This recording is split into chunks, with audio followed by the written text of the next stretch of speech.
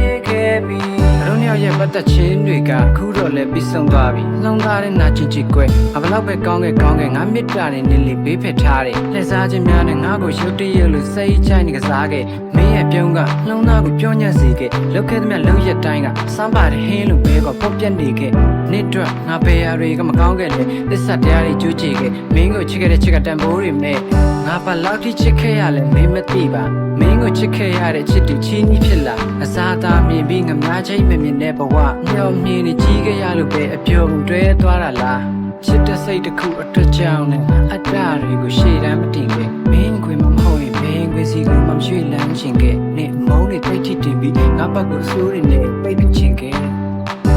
ဝင်မရှိရင်တေးမှာပဲအားလည်းဒီတရားနဲ့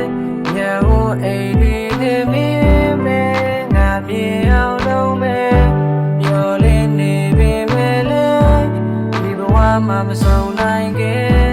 မြင်မသိနိုင်လေတဲ့ဟိုးအဝေးမှာချမ်းရေးခဲ့ပြီ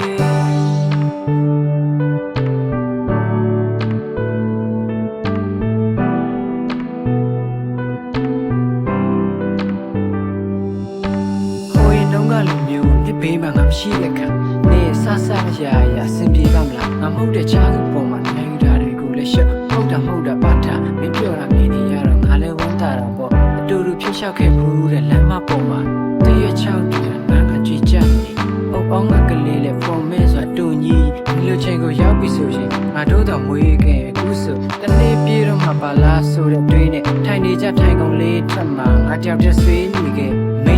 အခုချိန်ဆိုရင်ငါကတတိမရပါမလားငါကတော့မင်းကိုလမ်းနဲ့ကြောင်းချင်းနေဆက်စုံကြီးမေးဖြတ်ဖို့ခတ်နေတဲ့တိစိတ်တွေကပိုင်းစားတချို့လုံးသားလည်းနာကျင်လို့ခံနိုင်ရတော့မရှိတော့ဘူးနေမရှိတော့တဲ့နေကစားလို့ငါရဲ့ရှင်တန်ခြင်းတွေလည်းဖော်မဲ့ထင်းချင်ရင်အတိတ်ပဲမရှိတော့ဘူးနေမရှိရင်တေးမှာပဲ